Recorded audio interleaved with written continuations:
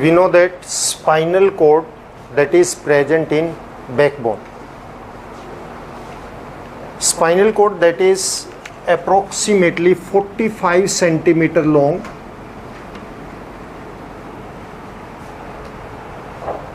cylindrical, delicate structure, and from spinal cord 31 pair of spinal nerve arise which form peripheral nervous system. Spinal code जो है कहाँ पे present होती है? Backbone, और बैकबोन के अंदर अप्रोक्सीमेटली ये 45 सेंटीमीटर लॉन्ग होती है. आपको कल पिछले उसमें भी बताया था लेक्चर में कि this is the bone of the spinal code. ये स्पाइनल कोड की बोन है, and in this the spinal code is present. ये स्पाइनल कोड इसके अंदर प्रेजेंट होती है. ये जो होल दिख रहा है, here the spinal code is present. ये हमारा वर्टिब्रल कॉलम है. इस वर्टिब्रल कॉलम के बीच में ये जो होल है, इस होल में स्पाइनल कोड प्रेजेंट होती है. It is almost cylindrical, delicate होती है, एंड अप्रोक्सीमेटली 45 सेंटीमीटर लॉन्ग होती है.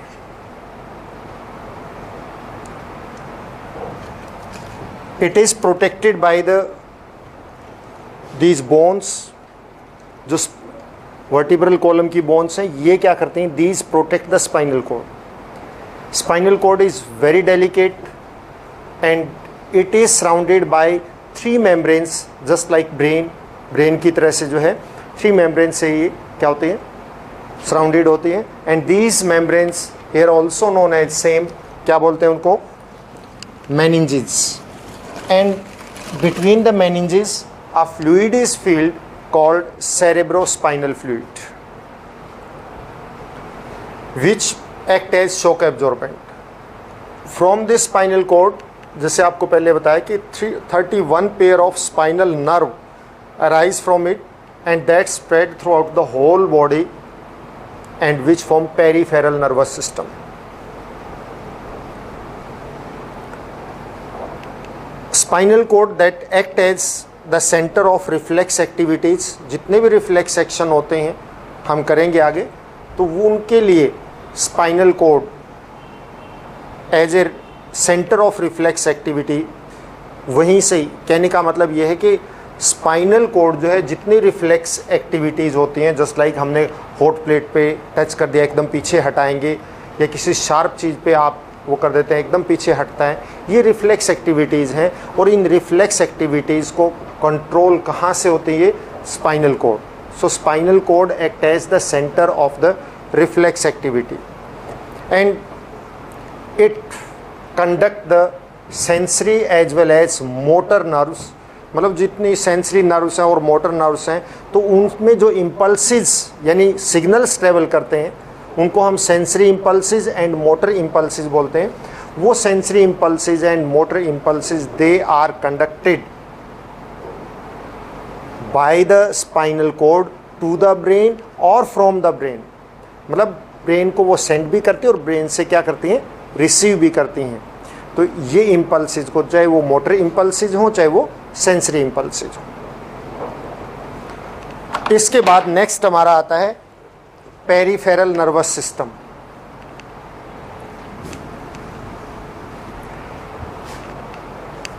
पेरिफेरल नर्वस सिस्टम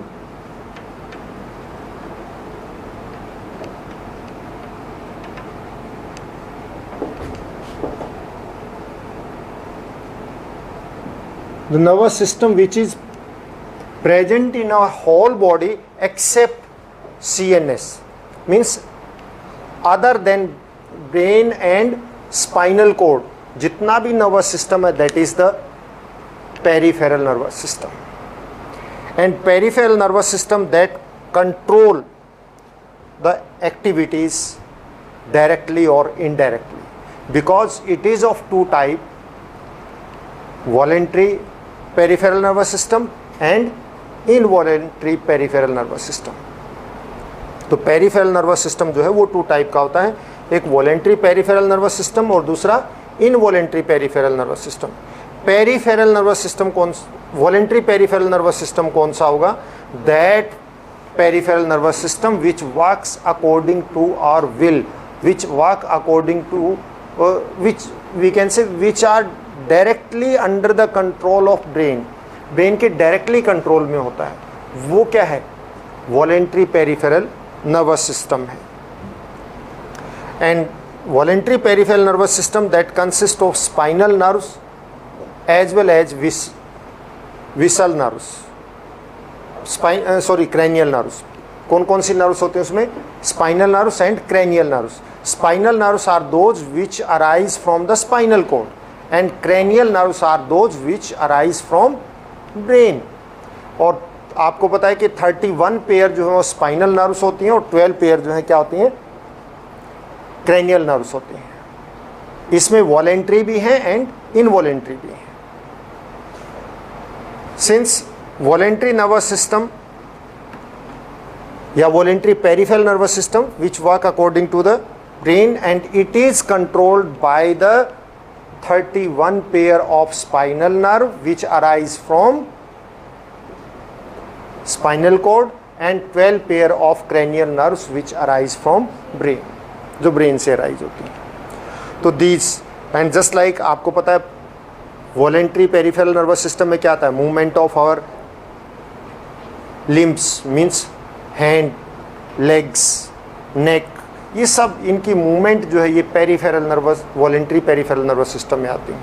कि हमारे हाथ पाँव की मूवमेंट जो है, हमारे जैसे हम चल रहे हैं किसी तरह से, राइटिंग है, रनिंग है, जंपिंग है, picking of something, lifting of something, ये सारी किस में आती हैं? Catching of something. ये चीज़ें, these activities, these are the activities of voluntary peripheral nervous system। हाथ पाँव की जितनी भी एक्टिविटी होंगी वो सारी की सारी पेरिफेरल नर्वस सिस्टम में होती हैं, जिनको हम अपनी विल से कंट्रोल कर सकते हैं।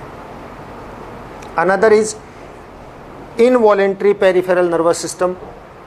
तो नर्वस सिस्टम 2 टाइप का हुआ ये पेरिफेरल, एक वॉलेंट्री जो अभी हमने बात डिस्कस की,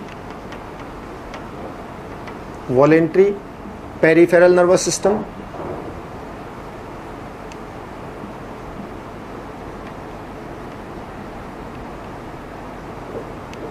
और दूसरा इनवॉलेंट्री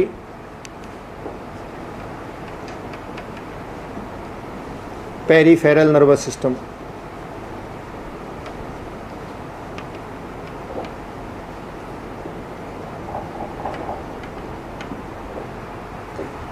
वॉलेंट्री हमने बात कर ली कि जिस तरह से हमारे लिम्स की मूवमेंट है, हाथ पाँव की मूवमेंट है, ये सारी peripheral voluntary peripheral nervous system में आती है। And involuntary peripheral nervous system, that type of nervous system which is not directly under the control of brain और which does not work according to our will, जो हमारे will के according work नहीं करता, that is the involuntary peripheral nervous system. It also consists of a third type of nerves also, visceral nerves, which connect organ to organ.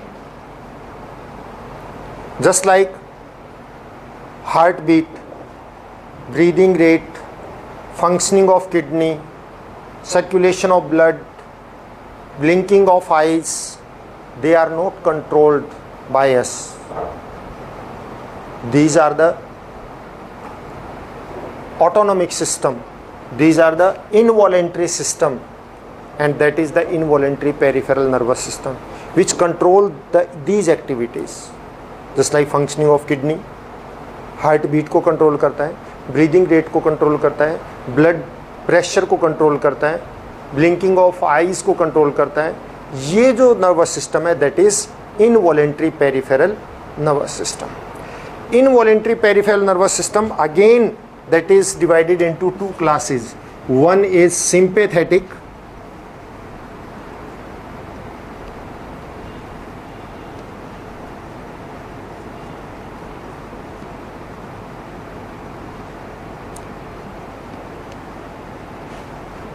Sympathetic nervous system जो हमारी sympathy से work करता है, मतलब जो किसी भी कोई भी स्टिमुलस लगता है उसके अकॉर्डिंग वर्क करता है, वो sympathetic nervous system. Another is parasympathetic nervous system.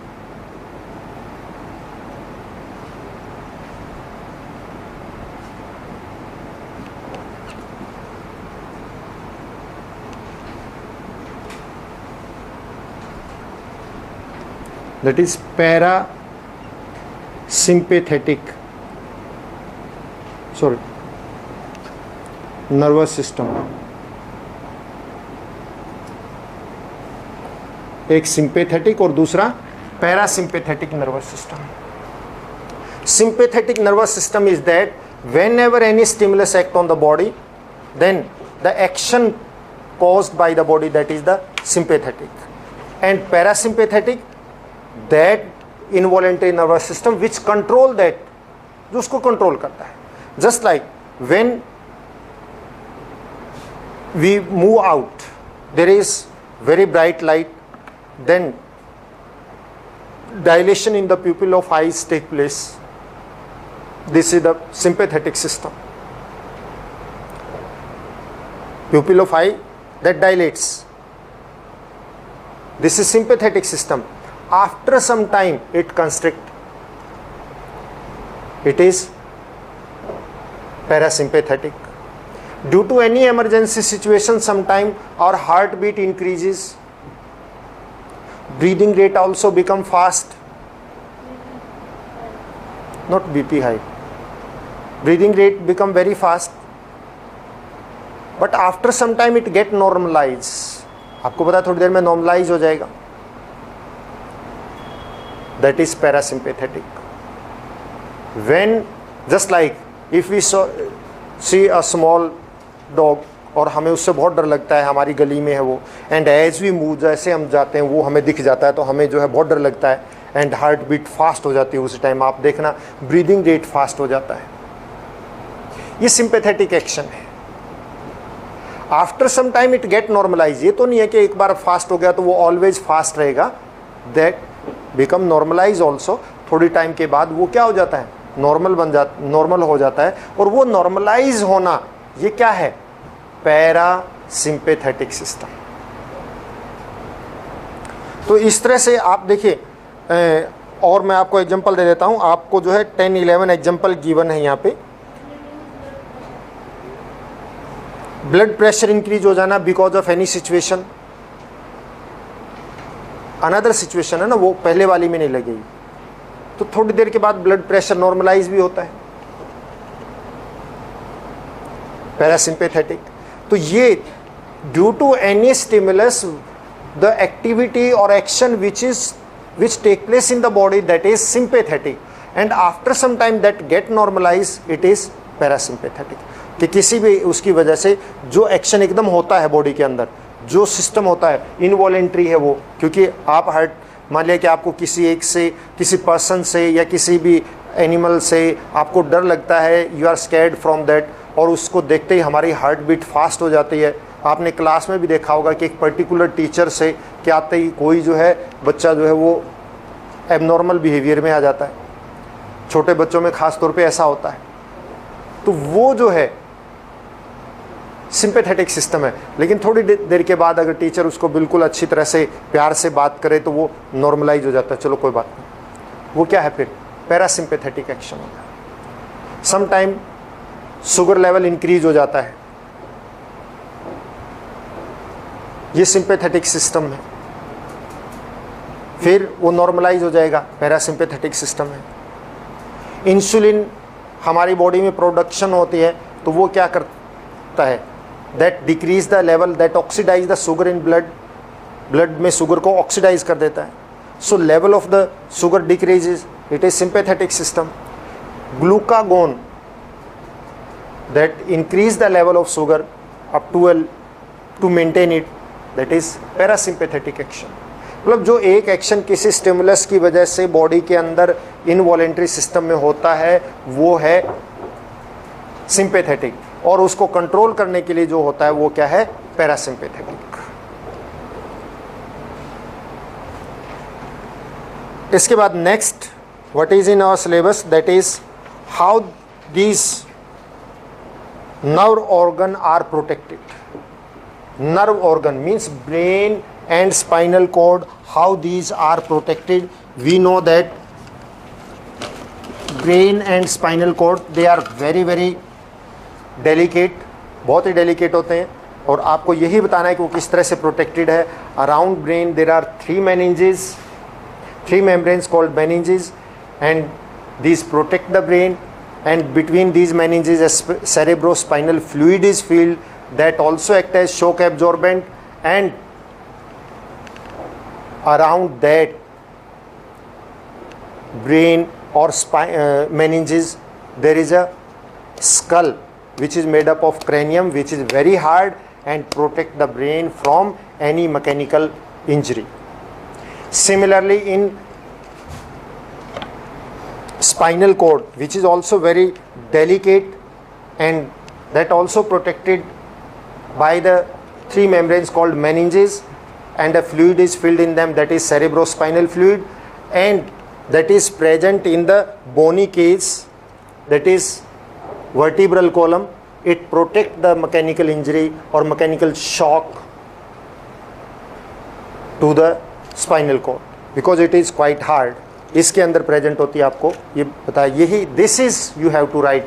आपने इतनी ही बात लिखनी है कि वो कहाँ पे प्रेजेंट होती है और उसके राउंड अबाउट क्या क्या है. प्रोटेक्शन बतानी है ना, तो आपने स्पाइनल कोड की बात ना, सॉरी, मेनिंजेस की बात करनी है, सेरेब्रोस्पाइनल फ्लूइड की बात करनी है, और ब्रेन के अंदर आपने क्रेनियम स्कल की बात करनी है, और स्पाइनल कोड में आपने क्या करनी है, वर्टिब्रल कॉलम की बात करनी है. Is it clear?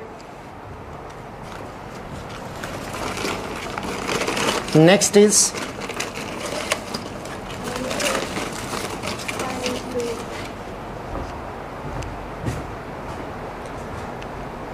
ये नहीं करना. Next in our syllabus is type of the nerve action. Very important topic it is.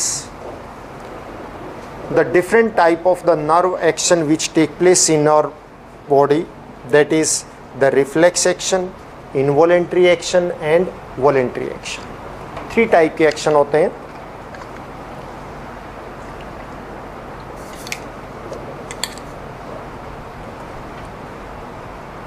Reflex action, involuntary action and voluntary action.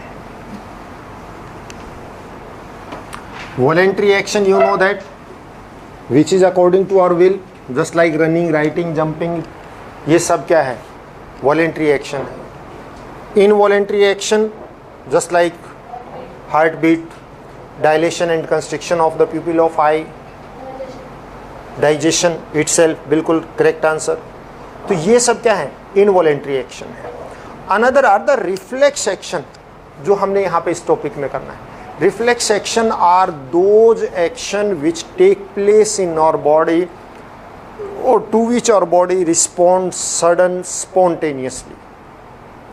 एकदम अचानक रिस्पॉन्ड करती है and very fast immediate reaction, बहुत ही fast होता है, and it is quite essential for the body, otherwise it may harm to the body. बॉडी को बहुत ज़्यादा हार्म हो सकता है.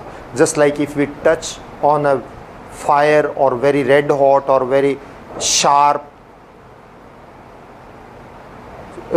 substances, then they may damage our body.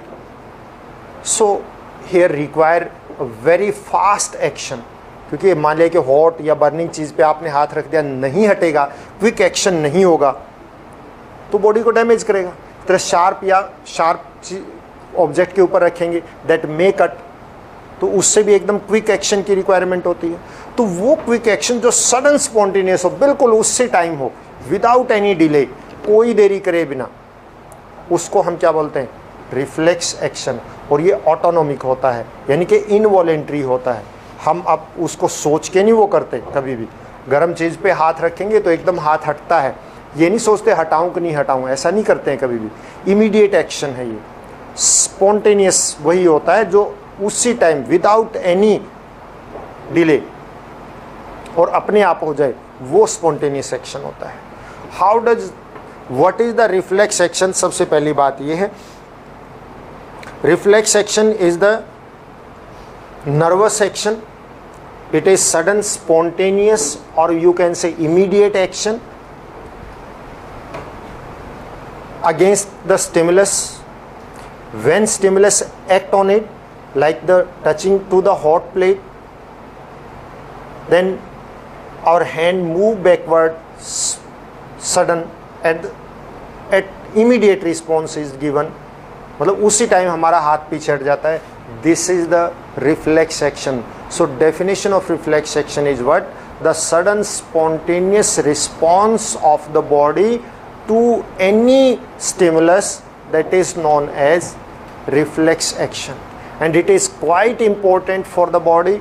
Body के लिए बहुत ज़रूरी होता है because it release the stress in the body. It also improve or increase the survival value. It also protect the body from various damage. Just like हमें जो है sneezing होती है, ये भी एक रिफ्लेक्स एक्शन है. कफिंग होती है, वो भी रिफ्लेक्स एक्शन है. क्यों होती है sneezing? Irritation in the nose, and that is वो जो है नेसल कैविटी में यहाँ, and that irritation must be remove.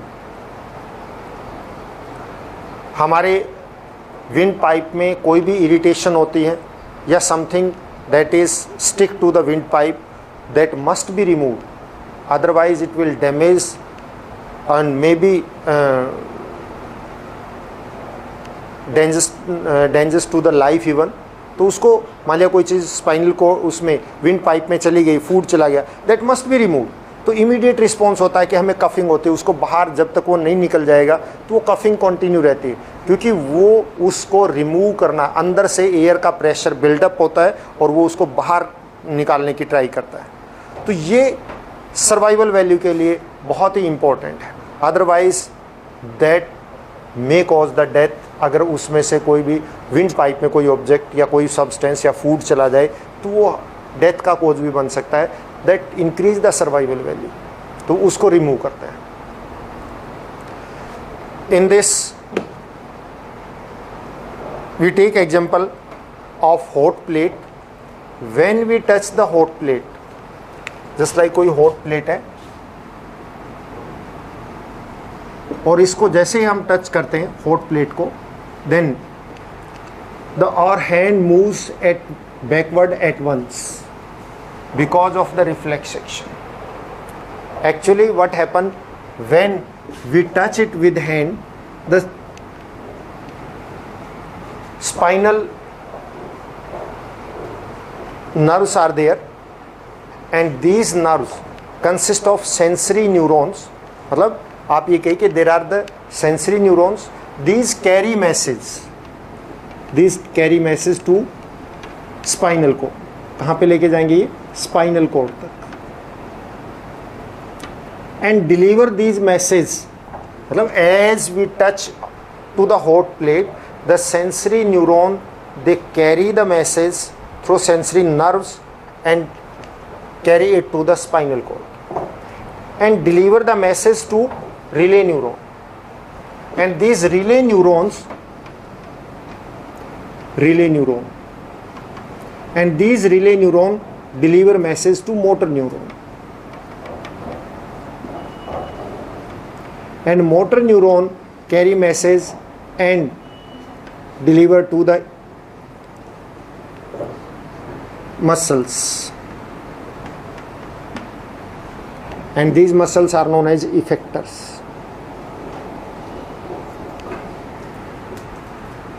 And then as the message is delivered to the muscles, तो आप देखिए यहाँ पे होता क्या है. हम सिंपली यहाँ के लिए तो बता सकते हैं इतना ही कि these muscles will constrict and move the hand backward, और हाथ पीछे हट जाएगा. As we touch क्या होता है, जैसे हमने टच किया हॉट प्लेट को, टच करते ही सेंसरी न्यूरॉन मैसेज को कैरी करेंगे और कहाँ लेके जाएंगे? स्पाइनल कॉर्ड में.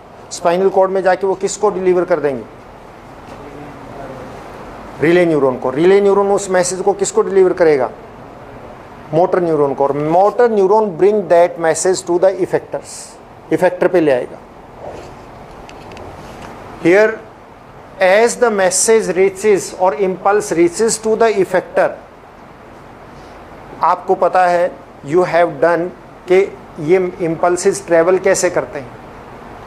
इम्पल्सिस ट्रेवल करते हैं just like as we touch skin receive the hot impulses. Skin से कौन रिसीव करेगा? Sensory neuron. सेंसरी न्यूरॉन की dendrite they will receive it, और वो डेंड्राइट उसको किस में कन्वर्ट करेंगे? इलेक्ट्रिकल सिग्नल में। और वो इलेक्ट्रिकल सिग्नल डेंड्राइट से कहाँ जाएगा? Cell body. सेल बॉडी से एक्सोन, और एक्सोन से कहाँ आएगा? एक्सोन एंडिंग पे, और एक्सोन एंडिंग पे उसका क्या होगा? That will be converted into chemical signal. फिर वो साइनेप्स में आ जाएंगे, और साइनेप्स से फिर कौन रिसीव करेगा? Dendrite of the other neuron, and that will again convert उसको इलेक्ट्रिकल सिग्नल में। Same process will continue. तो ये प्रोसेस से कहाँ पहुँच जाएगा? वो स्पाइनल कॉर्ड में, और स्पाइनल कॉर्ड से सेम प्रोसेस इसी तरह से होगा। वो कैरी करेगा इलेक्ट्रिकल इम्पल्सिस को, और इलेक्ट्रिकल इम्पल्सिस को किस में, कहाँ पे? वो इसी तरह से मतलब इलेक्ट्रिकल इम्पल्सिस कैरी करके अल्टीमेटली कहाँ पहुँच जाएगा? इफेक्टर में। और जब वो इफेक्टर में पहुँचता है तो यहाँ पे हमने न्यूरोमस्कुलर जंक्शन किया था, उस बात को ध्यान दीजिए। जैसे वो मसल्स पे पहुँचेगा तो मोटर एंडिंग जो है, ये मोटर एंडिंग है नारू की, न्यूरॉन की, मोटर न्यूरॉन की, and it will release the chemical. ये क्या करेगा? केमिकल्स को रिलीज करेगा। और ये किसके साथ अटैच्ड है? मसल के साथ। इट विल रिलीज केमिकल्स, और ये क्या करेंगे?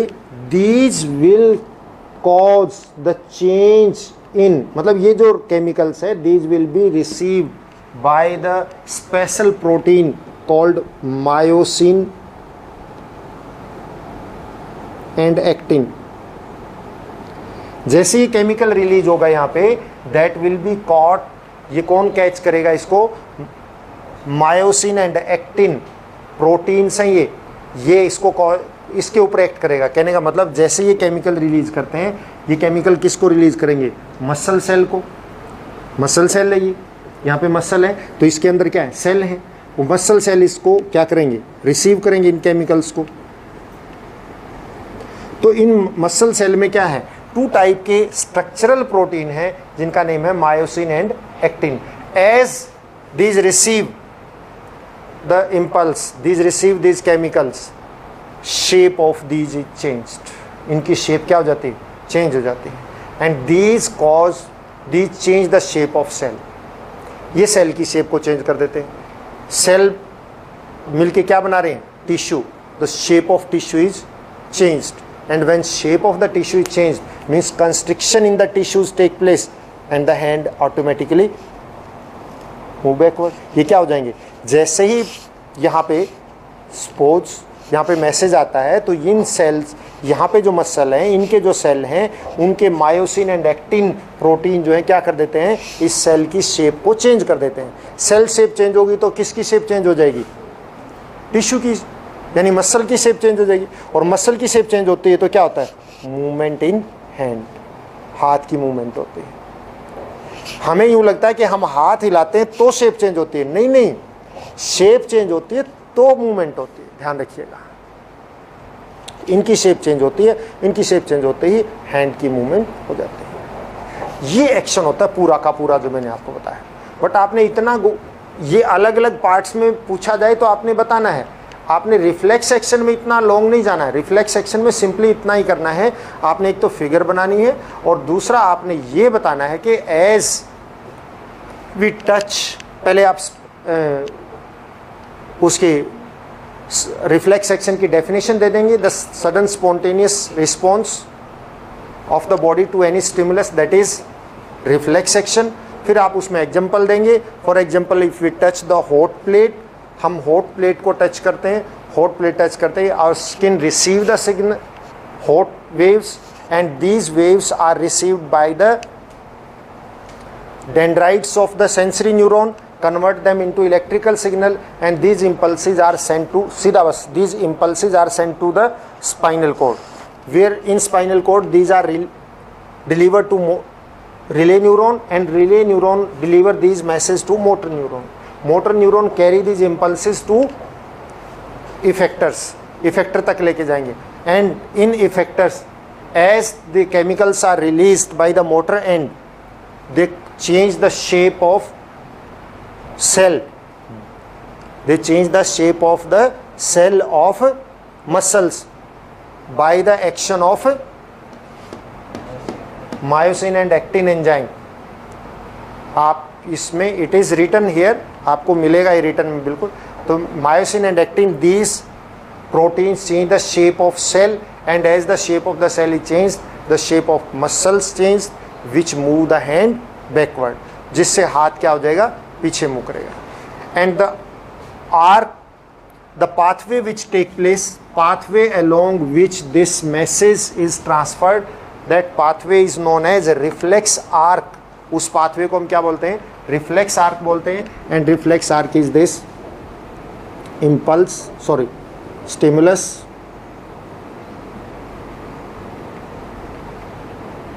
to receptor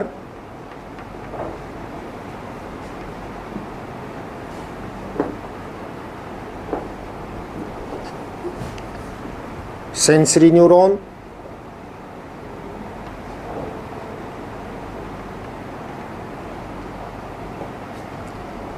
central nervous system,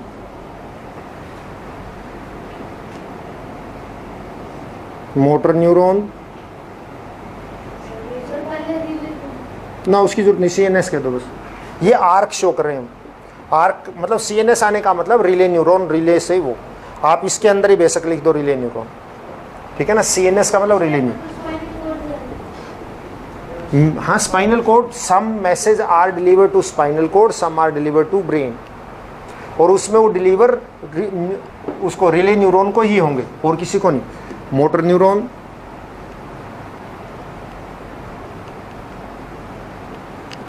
motor neuron to effectors, and then action, जो भी है, मूवमेंट या मोशन भी कह सकते हैं आप. रिस्पॉन्स कह दो, एक ही बात है, जिस भी टाइप का हो. रिस्पॉन्स यानी एक्शन या रिस्पॉन्स या मूवमेंट जो भी. This pathway is known as reflex arc. ध्यान रखिएगा, it is not a reflex action, इसको बोलते हैं रिफ्लेक्स आर्क.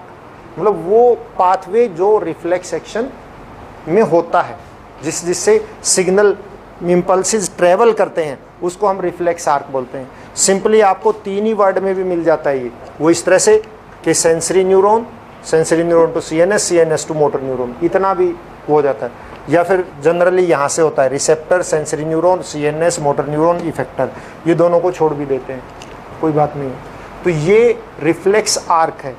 ध्यान रखिएगा, जब भी रिफ्लेक्स एक्शन बताया जाएगा तो आपने रिफ्लेक्स आर्क को जरूर बताना है.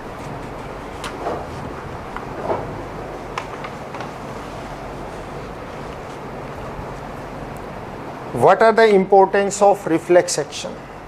रिफ्लेक्स एक्शन की इम्पोर्टेंसेस क्या क्या है. देखिए, एक तो खास बात यह है कि ये ओवरलोडिंग को चेक करता है कि कहीं ब्रेन के ऊपर या CNS पे कोई किसी भी एक्शन की ओवरलोडिंग ना हो जाए, उसको रिलीज कर देता है. मतलब जो प्रेशर आता है एकदम, उसको रिलीज कर देता है. तो इट चेक ओवरलोडिंग.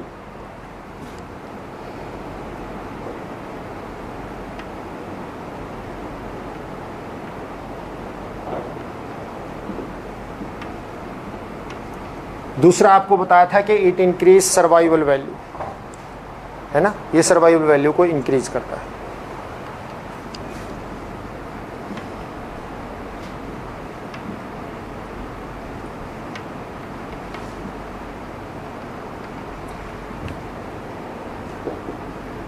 ये आप सीधा कहिए कि it is essential for survival value, ये बेटर है.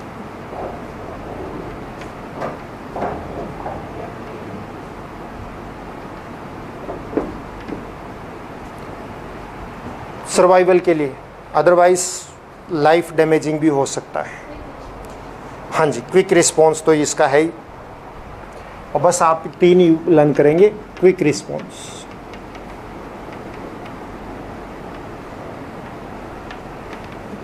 To stimulus. प्रोटेक्शन का भी वर्ड यूज कर सकते हैं आप, प्रोटेक्ट भी करते हैं। तो ये इंपॉर्टेंसेस है।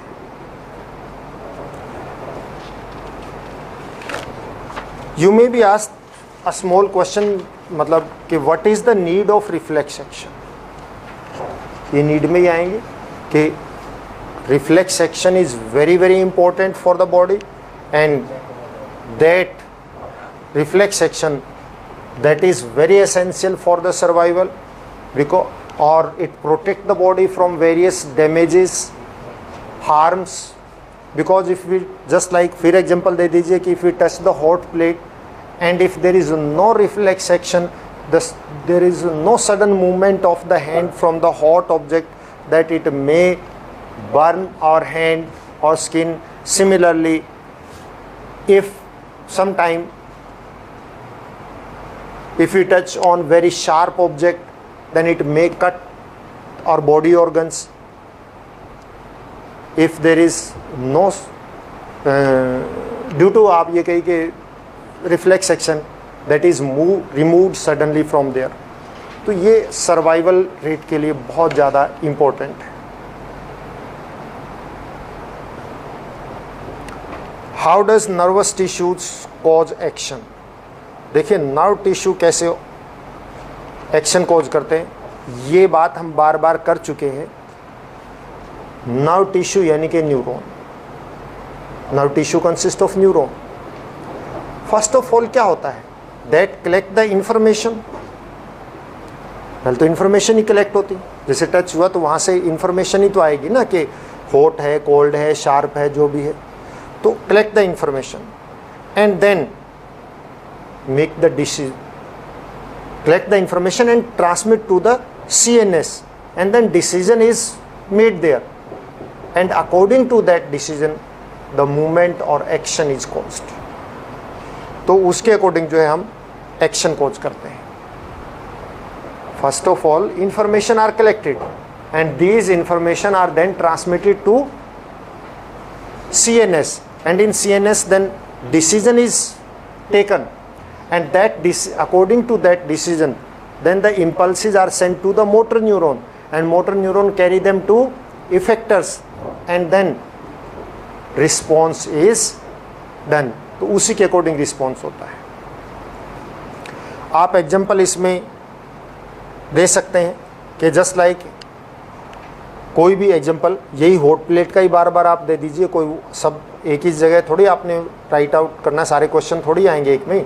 तो just like as we touch the hot plate the impulses are carried to the spinal cord, and from spinal cord motor neuron bring the message to the muscles, and as the information is or impulse is delivered to the muscles, then movement in muscle take place and they remove the hand backward.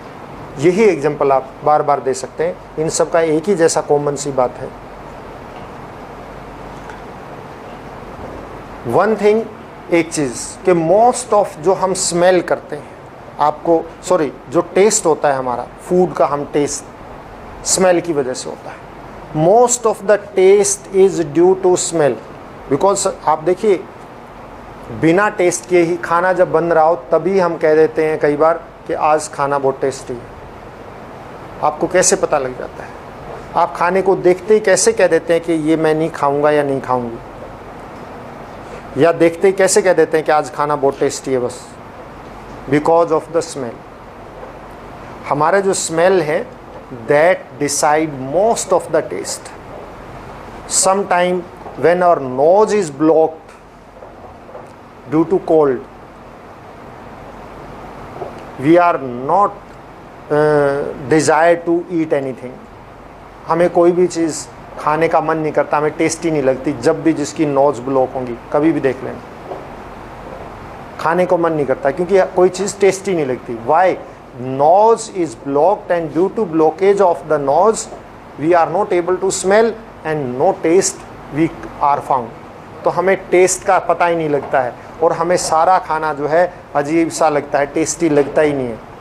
तो ये सबके साथ ऐसा होता है, आप कभी भी नोटिस नहीं किया हो तो आगे नोटिस कर लेना चाहिए। So most of the taste is due to smell.